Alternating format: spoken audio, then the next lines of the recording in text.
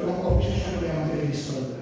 জামাতে ইসলামের আমির ডক্টর শফিকুর রহমানের কুয়েতে আগমন উপলক্ষে সালোয়া সিসাইডে জুমরিদা হলে সুধী সমাবেশের আয়োজন করে বাংলাদেশ কোরআন প্রশিক্ষণ কেন্দ্র কুয়েত। স্থানীয় সময় বৃহস্পতিবার রাতে সংগঠনের সভাপতি হাফেজ মাওলানা নুর আলমের সভাপতিত্বে সমাবেশে জামাত আমিরের কাছে বিভিন্ন প্রশ্ন করেন প্রবাসীরা। কেউ জানতে চান ভোটাধিকার নিয়ে, কারো জানার আগ্রহ দেশে বিনিয়োগের পরিবেশ নিয়ে, কেউ বা জানতে চান জাতীয় সরকার গঠনে জামাতের ভূমিকা নিয়ে। বাংলাদেশে আরো বেশি ইনভেস্ট করতে চাই।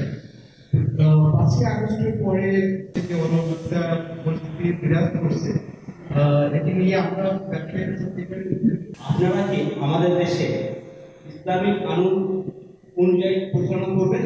বিএনপির ভারপ্রাপ্ত সভাপতি উনি জাতীয় সরকার গঠন করার একটা চিন্তা ভাবনা করছেন।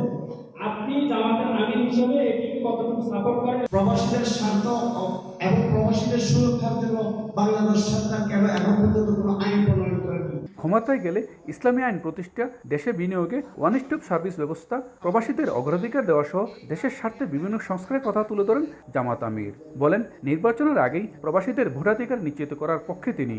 অবশ্যই আমাদের প্রবাসীদেরকেও ভোটার তালিকার অন্তর্ভুক্ত করতে হবে। একটা ব্যবসা আপনি বাংলাদেশে করবেন, 26টা অথরিটির ক্লিয়ারেন্স আপনাকে নিতে হবে।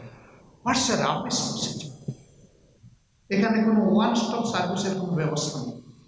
অনেক বিদেশি আমাদের চিপার লেবার সামনে রেখে আমাদের দেশে যায়, কিন্তু এই গার্ড দুই একটাই যখন ধাক্কা খায় বলে যে আল্লাহ হাফেজ।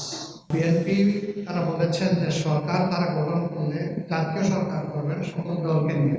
ভালো কিছু হলে তার বেনিফিশিয়ারি আপনি হবেন, আমি হব, তারাও হবে। আর মন্দ কিছু হলে সাফার আর আমরা সবাই হব।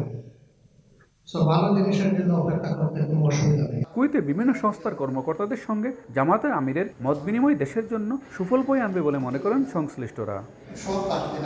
মঈন সুমন, সময় সংবাদ, কুয়েত।